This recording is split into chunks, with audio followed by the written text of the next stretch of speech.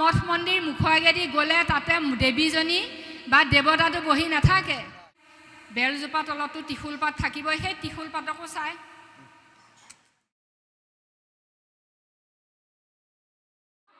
এক শৰণ নোলোৱালৈকে মানৱী জনম পাই হৰি নভজিলা, অৱশ্যে হৈবা ভাই তিন তৰু শিলা। ইমান ধুনীয়া মনুষ্য জন্মটোৰ পৰা আকৌ বাৰু তিন তৰু শিলাত যামনে, এই অনুভৱটো কৰিছোঁ নে নাই? সেইকাৰণে এক শৰণ নোলোৱালৈকে তাৰমানে তিন তৰু শিলাত যাবই লাগিব। সেইকাৰণে এতিয়া ভাগৱতে ক'লে সৰ্বধৰ্ম এৰি এক শৰণ সাক্ষাৎ। এতিয়া সৰ্বধৰ্ম মানে কি? আমাৰ অনাসংগীসকলে কয় আমিও শংকৰদেৱক ভাল পাওঁ। বহুত মানুহে কৈছে আমাৰ কাণ ঘোলা হৈ যায়, তাৰমানে তহঁতেহে শংকৰদেৱক ভাল পাওঁ নি? আমিও পাওঁ। আমাক বুকু ফিন্দাই কয়, আমি আৰু তৰ্ক নকৰোঁ।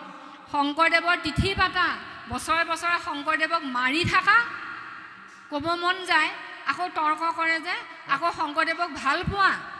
যীশু খ্ৰীষ্টৰ মৃত্যুদিন খ্ৰীষ্টিয়ানবিলাকে পাতে নেকি? কেতিয়াও নাপাতে। আমাৰ শ্ৰীমন্ত শংকৰদেৱ সংঘত শংকৰদেৱৰ মৃত্যু তিথি নেপাতে, গোটেই অসমৰ সত্ৰবিলাকে পাতে। সিহঁতনো কেনেকৈ শংকৰদেৱৰ অনুগামী হ'ল? শংকৰদেৱৰ মৃত্যু তিথি বছৰে বছৰে পাতি থাকে। শ্ৰী শ্ৰী শংকৰদেৱ শ্ৰী শ্ৰী মাধৱদেৱ লিখোঁ চিঠিত, আকৌ মৃত্যু তিথিবিলাক পাতোঁ। বছৰে বছৰে মাৰি থকাজনক ভাল পাই কি লাভ আছে? শংকৰ সূৰ্য সদায় হৃদয়ত আছে। কৃষ্ণই শংকৰ, দৈৱকী নন্দন জুহৰি মাৰল কংস। দৈৱকী নন্দনে কংসক মাৰিছিল, সেইজনে শংকৰদেৱ বুলি কৈছে পদে। আকৌ শংকৰদেৱক বছৰে বছৰে মাৰি থাকে। তেওঁলোকে কয় আমিও শংকৰদেৱৰ তিথি পাতোঁ, আমিও মাধৱদেৱৰ তিথি পাতোঁ, আমিও ভাল পাওঁ। অঁ পাতা, আকৌ বিশ্বকৰ্মা পূজা কৰা, বিশ্বকৰ্মা পূজাত আকৌ ভাগৱত পাতা, সেইবোৰ সৰ্বধৰ্ম। দুৰ্গা পূজাত ভাগৱত ব্যাখ্যা কৰে, সেইবোৰ সৰ্বধৰ্ম। পূজাও নেৰে, ভাগৱতো নেৰে, শ্ৰাদ্ধও নেৰে, পিণ্ডও নেৰে, যজ্ঞও নেৰে। তাৰমানে সৰ্বধৰ্ম এৰি এক হৰিত শৰণ লৈও বুলি কৈছে, যে চব কৃষ্ণৰ লগতে গুচি গ'ল।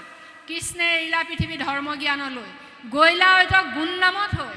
তোমাৰ পিতৃদেৱ গ'ল, তুমি ভকতৰ মুখেৰে নাম কীৰ্তন কৰাইছা, তাত আৰু কি থাকিব পাৰে? কেৱল নাম থাকিব।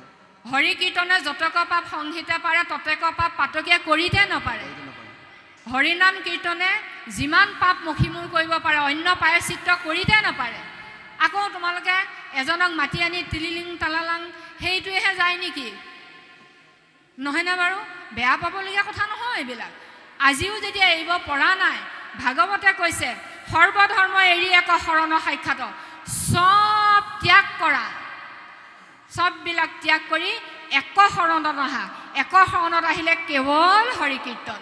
গতিকে আপুনি যেতিয়ালৈকে কেৱল হৰিত শৰণ লৈ হৰি কীৰ্তনৰ মাধ্যমেৰে আপোনালোকৰ ঘৰত হোৱা বিবাহ, আপোনালোকৰ ঘৰত হোৱা মিতাহী কৰ্ম, আপোনালোকৰ ঘৰত হোৱা জননা শৌচ, সকলোবিলাক যিদিনালৈকে কেৱল হৰি কীৰ্তনে কৰিব নোৱাৰিব, তেতিয়ালৈকে আপুনি সৰ্বধৰ্ম আচৰণ কৰি থকা হ'ব। আৰু ভাগৱতে কৈছে এয়া উদ্ধৱক ভগৱন্ত পুৰুষ বৈকুণ্ঠলৈ যোৱাৰ আগত কৈছে যে উদ্ধৱ সৰ্বধৰ্ম এৰি দিয়া, চব বাদ দিয়া, মোৰ চৰণত শৰণ লোৱা। উদ্ধৱক কোৱা চলে আমাৰ মৰ্ত্যবাসীক, পৃথিৱীবাসীক ক'লে সুদৃঢ় বিশ্বাসেৰে সখী আমাতো লৈও শৰণ, আমাৰ চৰণত শৰণ লোৱা। নকৰিবা ভয় হেৰা কৰোঁ অংগীকাৰ, সমস্ত পাপতে মই কৰিব নিস্তাৰ। তুমি ভয় নকৰিবা, মোৰ আটা পিতাই কৰি অহা ধৰ্মবোৰ প্ৰায়শ্চিত্ত শ্ৰাদ্ধ পিণ্ড যজ্ঞবোৰ নকৰিলে মোৰ কিবা অপৰাধ হ'ব নেকি? নহয়। আমাৰ বহুতে কয় আমি পূৰ্বপুৰুষৰ ধৰ্মটোনো কেনেকৈ এৰোঁ, তাতেই মূৰ্খামিটো লাগি আছে। পূৰ্বৰ আটা পিতাসকল সত্য যুগত যদি আছিল, সত্য যুগৰ ধৰ্মটো কৰিছিলে। তাৰপিছত সত্য ত্ৰেতা আহিল, ত্ৰেতাৰ ধৰ্মটো কৰিলে আমাৰ আটা পিতাসকলে। তাৰপিছত আহিল দাপৰৰ ধৰ্মটো আচৰণ কৰিলে আমাৰ উপৰি পুৰুষসকলে। আপুনি মই কোন যুগৰ? আপুনি মই কলিত হৰি কীৰ্তন বিনাই আৱৰণ আহিকে দুজা শব্দটোৰ অৰ্থটো নকওঁ, সামৰিব হৈছে, আপোনালোকে জানে। গতিকে তুমি ভয় নকৰিবা, পূৰ্বপুৰুষৰ ধৰ্মবিলাক নকৰিলে পাপ হ'ব বুলি। পূৰ্বপুৰুষ সেই ৰামো নাই, অযোধ্যাও নাই, ঠিক তেনেকুৱা কথা। পূৰ্বপুৰুষ সত্যৰ আছিল, দাপৰৰ আছিল, ত্ৰেতাৰ আছিল, সেই যুগৰ ধৰ্ম পালন কৰিছিল। আপুনি মই এতিয়া কলি যুগৰ ধৰ্মটো গ্ৰহণ নকৰোঁ কিয়? ভাগৱতে গ্ৰহণ কৰিবলৈ কৈছে। কৃষ্ণ চাৰিবেদ ৰামায়ণ পুৰাণ ভাৰত হৰিকেশে কৰয় মাত্ৰ সমস্তে শাস্ত্ৰত ইহাক নজানি আন জোৰয় অল্পমতি কদাচিতো নুশুনিবা শিশৱ সন্মতি। চাৰিবেদ 14 শাস্ত্ৰ 18 পুৰাণে কি কৈছে? চাৰিবেদৰ শিৰোমণি মা যে যাকাৰী চৰণ বিকাশ সুহি দেৱক শংকৰ দেৱ কয়লি পৰকাশ। চাৰিবেদ শিৰোমণিৰ মাজত একমাত্ৰ হৰি নামটো প্ৰকট হৈ আছে। সেইজন হৰিয়ে আহি শংকৰ ৰূপে আমাৰ মাজত অৱতাৰ হৈ শংকৰ সূৰ্য হৈ এইয়া কীৰ্তন দশম ঘোষা ৰত্নাৱলী দি গৈছে। এই জৈতনাহী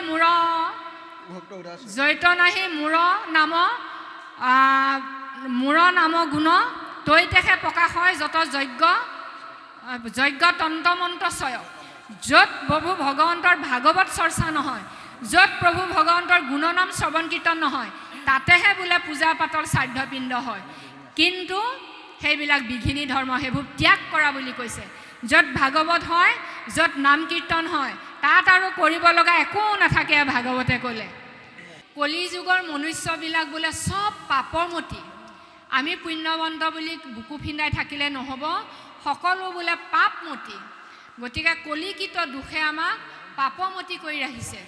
কপট নিন্দা হিংসা ঠাট্টা নিন্দা ঘৃণা ভয় শোক তাপ আদি তামস বৃত্তি ছয়। পাপৰ পথক মন যায় চলি তেখনে পাইবা জানি আহি পালে কলি। গতিকে এই স্বভাৱৰ আমি কলিৰ মনুষ্যবিলাক।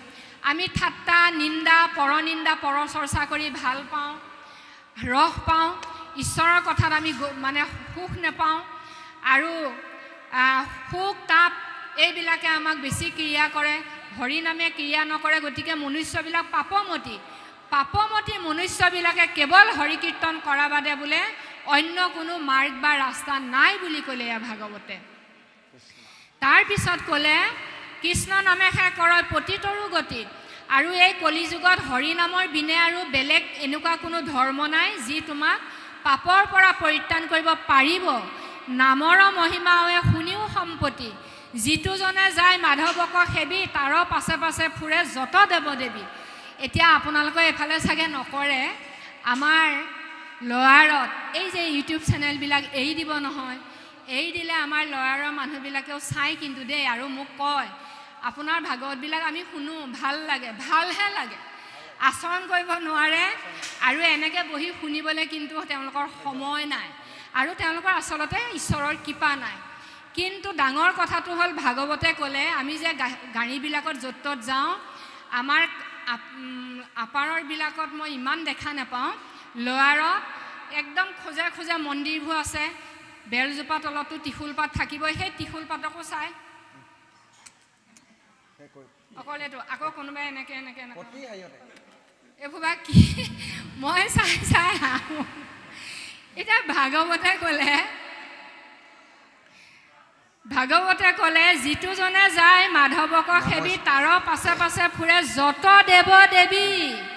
আমাৰ একশৰণীয়া ঘৰৰ আমাৰ গাভৰু আইকেইগৰাকীমান আছে, বা তেওঁলোকে জানিব লাগিব কোনোবা মঠ মন্দিৰ মুখৰ আগেদি গ'লে তাতে দেৱীজনী বা দেৱতাটো বহি নাথাকে, হাতে বাৰ বাৰ এইবোৰ কৰি কৰি আমাৰ চুমাটো খাই থয়। এতিয়া সেইটো তত্ত্ব ঘৰবিলাকত সমাজবিলাকত পৰিৱেশবিলাকত পোৱা নাই, নহয়নে? কিন্তু ক'ত সেৱা কৰি যাব লাগে এয়া ভাগৱতে ক'লে।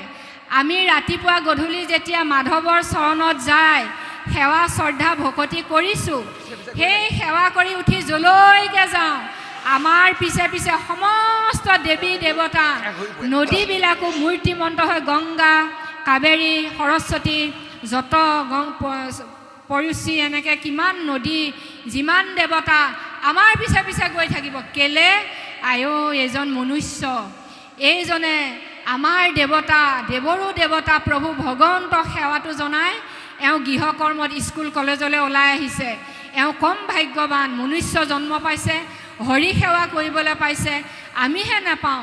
সেই বুলি আমাক সেৱা কৰি ফুৰে দেৱী দেৱতাবিলাকে। আমাৰ মানুহবোৰে কি কৰে? বিশ্বকৰ্মা পূজা, সৰস্বতী পূজা, কালী পূজা, দুৰ্গা পূজা আৰু গণেশ কত দেৱতা পূজা, কিন্তু দেৱতাবিলাকৰ বল বুদ্ধি কৃপা একোকে নাই। তেওঁলোকে জানিও নজনা ভাও ধৰে। তেওঁলোকেওতো ভাগৱত পঢ়িছে। খটাংগ ৰজাই দেৱতাবিলাকৰ উপকাৰ সাধিছিলগৈ। আমাৰ মৰ্ত্যৰ মনুষ্য খটাংগই যদি দেৱতাবিলাকৰ উপকাৰ কৰিব পাৰে, আকৌ দেৱী দেৱতাবোৰে আমাক কি উপকাৰ কৰিব? আৰু দশৰথ ৰজাই এটা সময়ত ৰামৰ উপৰি পুৰুষ, ৰামৰ পিতৃ দশৰথে দেৱতাবিলাকৰ লগত যুঁজি দৈত্যবিলাকক হৰুৱাইছিলেগৈ। মুচুকুন্দ ৰজাই দৈত্যবিলাকৰ লগত যুদ্ধ বিগ্ৰহ কৰি দৈত্যবিলাকক হেৰুৱাইছিলে। এইবোৰ মৰ্ত্যৰ মনুষ্য। মুচুকুন্দ, খটাংগ, দশৰথ এইবিলাকে দেৱতাবিলাকৰ লগত যুদ্ধ কৰি সেই দৈত্যবিলাকক হেৰুৱাইছিলে দেৱতাৰ পক্ষে থাকি। এতিয়া দেৱতাবিলাকৰ বল বুদ্ধি থকাহেঁতেন মৰ্ত্যৰ ৰজাকেইজনক কিয় নিলেহেঁতেন বাৰু? আৰু সেই দেৱী দেৱতাবোৰে মাধৱক, ঈশ্বৰ কৃষ্ণক সেৱা কৰাজনৰ পিছে পিছে সেৱা কৰি ফুৰে। আমি নাজানি দেৱী দেৱতা পূজা কৰি মৰোঁ। গতিকে ভাগৱতে কৈছে দেই, আমি কোৱা নাই। তাৰপিছত কৈছে মূৰ্তিমন্ত হুয়া পাঞ্চ প্ৰকাৰৰ মুকুতি, মুকলৈও বাপ বুলি কৰয় কাকুতি। তাৰপিছত আমাৰ 5 প্ৰকাৰৰ মুক্তি আছে। শালুক্য, সাজুৰ্য, সামীপ্য, সাৰূপ্য, নিৰ্বাণ। এই 5টা মুক্তিৰ ভিতৰত কোনটো লাগে আমাক দিওঁ দিওঁ কৰি হেনো আমাৰ পিছে পিছে ঘূৰি ফুৰে। কিন্তু ভকতে সেই মুক্তিও বাঞ্ছা নকৰে। হৰি সেৱা সুখ ভকতে জানয়, আনজনে ইহাৰক গন্ধ মাত্ৰ নেপায়। গতিকে হৰিৰ সেৱা সুখ, ঈশ্বৰ সেৱা, ভকতৰ সংগ সুখ ভকতেহে অনুভৱ কৰিব পাৰে। গতিকে মুক্তি বাঞ্ছা নকৰে। আমি অথনি কৈ গ'লোঁ যে ধন্য ধন্য চাণ্ডালনী মতি অতি উত্তম, নেদেখিলোঁ ভকত পৰম ভকত তোৰ ৰসম। চাণ্ডালনীও যদি ভকত হ'ব পাৰে, চাণ্ডালনীয়েও যদি প্ৰভু ভগৱন্তৰ পৰা কৃপা আদায় কৰিব পাৰে, আমি আই সমস্তই কিয় নোৱাৰোঁ? আমাৰ আই সমস্তৰ এতিয়া আসন খালী হ'ল। যিকেইগৰাকী আছে সেইগৰাকীৰ পৰাই, আপোনালোকৰ পৰাই কথাখিনি প্ৰচাৰ হ'ব। আমাৰ সমাজত এতিয়া ডাঙৰ ব্যাধি আই সমস্তৰ মাজত। এই ব্যাধিটো কি বাৰু? সমাজত এটা ঘৃণনীয় লাজ লগা ব্যাধি আমাৰ সন্মুখত এতিয়া ডাঙৰ সমস্যা। আমাৰ সংঘত নাই বুলি মই কেইটামান জেগাত কৈছিলোঁ বুকু ফিন্দাই, এতিয়া ক'বলৈ এৰিলোঁ। বেমাৰটো কি বাৰু? এতিয়া আইসকলৰ কিমান যে কৰণীয় কৰিব লগা আছে নহয়। আমাৰ বোৱাৰীবিলাক পলাই যায় আজিৰ ডেটত, গাভৰু ছোৱালীবোৰ পলাই নাযায়। হয়নে বাৰু আই সমস্ত? আপোনাৰ ছোৱালীজনী কাৰোবাৰ বোৱাৰী হৈছে, মোৰ ছোৱালীজনী কাৰোবাৰ বোৱাৰী হৈছে, আৰু আপোনাৰ ছোৱালীজনী আমাৰ নিচিনা কোনোবা বাপ ভকতৰ ঘৰত বোৱাৰী হৈছে। তেওঁ দুটা এটা সন্তান জন্ম দিছে, তেওঁ স্বামী দেৱতা আছে। এই স্বামী দেৱতা থাকিও তেওঁ জন্ম দিয়া সন্তানটো এৰিও উপপতি ভজিছে কিয়? তেওঁ ভাত খাবলৈ পোৱা নাই, নে কাপোৰ কানি পিন্ধিবলৈ পোৱা নাই, নে আজিকালি ধুনীয়া মানে হেৰিয়ত আৰ্হিত বনোৱা এটা পকা ঘৰৰ তলত থাকিবলৈ পোৱা নাই? চব পাইছে, খাবলৈও পাইছে, পিন্ধিবলৈও পাইছে, ধুনীয়া ধুনীয়া খাট পালেং বিচনা পকা ঘৰ দুৱাৰো পাইছে, গাড়ী ঘোঁৰাও আছে। তাৰ পিছতো উপপতি ভজিছে নিজৰ সন্তানকেইটা এৰি বেলেগৰ কোনোবা এজন সংসাৰী, কাৰোবাৰ আকৌ এজন স্বামীলৈ বা কাৰোবাৰ এটা ডেকা ল'ৰালৈ গুচি গৈছে। কেলে?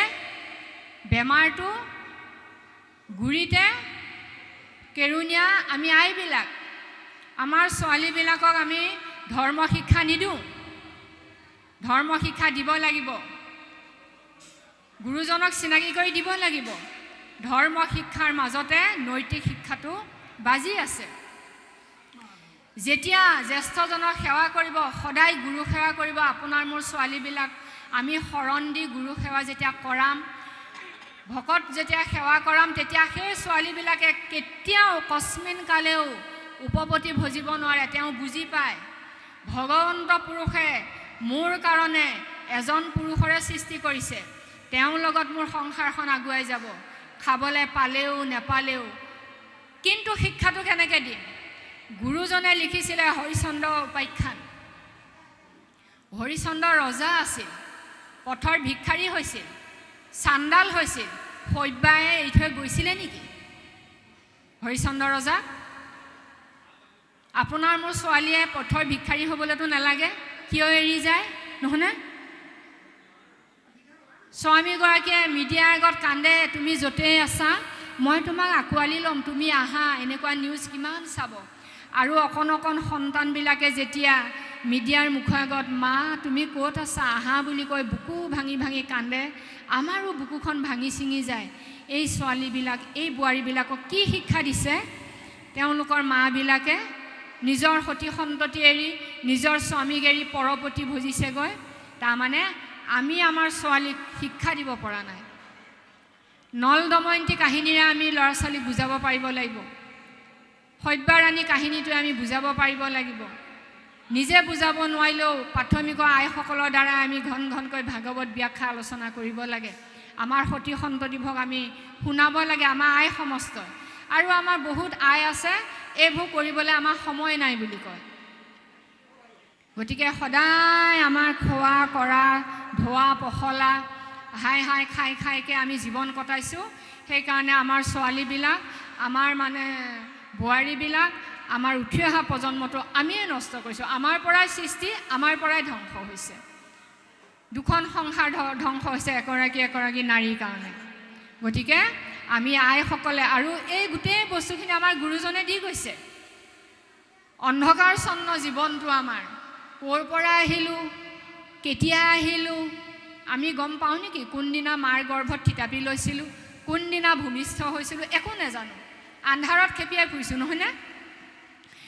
তাৰপিছত কোনদিনা যাম, ক'লৈ যাম, ঈশ্বৰে আমাক কোন জন্মত দিবগৈ নিবগৈ একো নাজানো। গতিকে আমাৰ অন্ধকাৰ জীৱনটো, তাৰ মাজতে আমি সাঁতুৰি নাদুৰি আছোঁ। আচল জ্ঞান আত্মবোধ হোৱা নাই। এই আত্মবোধ হোৱাকৈ এই অন্ধকাৰচ্ছন্ন তমসাচ্ছন্ন জীৱনটো জ্যোতিৰ্ময় দেশলৈ, আলোকময় জগতলৈ পোহৰৰ সন্ধান দিয়া জীৱনটো আমি পৰিৱেশত আইবিলাকে দিব লাগিব, মাবিলাকে। আৰু মাবিলাক আমি ক'ত পাম? আজিৰ দৰে সাধু সংগত আমি এই ভক্তি তত্ত্ব জ্ঞান আমি ল'ব লাগিব। লৈ আমাৰ ঘৰবিলাক আমি প্ৰথম পোহৰাব লাগিব। মই মোৰ দেহ জগতত, শৰীৰ জগতত মই পোহৰালোঁ। মই নিজেই মোৰ জগতত মই অন্বেষণ কৰিলোঁ যে মই এটা আত্মা, মোৰ দ্বাৰাইহে এইবিলাক আহিছে, মই অনা নাই, ভগৱন্তই দিছে। আৰু মই আত্মা, মই এদিন যাব লাগিব, কিন্তু মই যোৱাৰ আগত মোৰ পৰিয়ালটো এইখিনি কৰি যাব লাগিব। গতিকে অন্ধকাৰচ্ছন্ন তমসাচ্ছন্ন জীৱনটো আলোকময় দেশলৈ গতি কৰিব পৰা গোটেই বস্তুখিনি গুৰু দুজনাই দি গৈছে। সেইকাৰণে আমাৰ ছোৱালীবিলাকক গুৰুমুখী কৰি শৰণ দি আৰু আমাৰ নৈতিক শিক্ষাখিনি দি যে তোমাৰ কাৰণে এজন স্বামী, তোমাৰ হৰিচন্দ্ৰ ৰজা পথৰ ভিক্ষাৰী হৈ চাণ্ডাল হওঁতেও হৰিচন্দ্ৰ ৰজাক ত্যাগ কৰি সব্যাৰাণীয়ে উপপতি ভজা নাছিল। আৰু নল ৰজা পথৰ ভিক্ষাৰী হৈ বেলেগৰ ঘৰত চাকৰ আছিল। দময়ন্তীয়ে কিন্তু অন্য স্বামী ভজা নাছিল। তেওঁ সদায় দিন ৰাতি এটাই চিন্তা কৰিছিল, তেওঁ স্বামী য'তেই আছে কুশলে থাকক, তেওঁ স্বামীক তেওঁ উদ্ধাৰ কৰিব। তেওঁ সতীত্বৰ বলেৰে নল ৰজা ঘূৰি আহিছিল। আৰু সত্যবান আৰু সাবিত্ৰীৰ কাহিনীটো আপোনালোকে জানে নিশ্চয়। সত্যবান মৃত্যু হৈছিল। নতুন বোৱাৰী সাবিত্ৰী বিয়া কৰাই আনি এবছৰ পূৰ্ণ হৈছে, সেইদিনাই সত্যবান ৰজাৰ মৃত্যু হৈছিলে। সত্যবান মৃত্যু হোৱাৰ পিছত ধৰ্মৰাজ যমে জীৱটো নিব আহিছিল। যমদূতে নিব নোৱাৰিছিল। কিন্তু সতী সাধিনী সেই নবোৱাৰী সাবিত্ৰীয়ে কি কৌশল কৰি ধৰ্মৰাজ যমৰ পৰা সত্যবানৰ জীৱটো ঘূৰাই আনি 100 পুত্ৰৰ মাতৃ হৈছিল। গতিকে এনেকুৱাবিলাক কাহিনী আমাৰ ছোৱালীবিলাকক, আমাৰ ল'ৰাবিলাকক আমি জ্ঞানবোৰ দিব লাগিব। তেতিয়াহে আমাৰ ল'ৰাবিলাকে পৰৰ বোৱাৰীক চকু নকৰিব যে তোমাৰ কাৰণে ভগৱানে ক'ৰবাত এজনী ছোৱালী সৃষ্টি কৰিছে, তুমি মাত্ৰ সৎ চৰিত্ৰৱান হৈ তোমাৰ কৰ্ম আগুৱাই গৈ থকা, তোমাৰ যিদিনা বিবাহ উপযুক্ত হ'ব, য'তেই নাথাকক সেই ছোৱালীজনী ভগৱন্তই তোমাক কালে কৰ্মে মিলাব, তেওঁৱে তোমাৰ ভাৰ্যা হ'ব।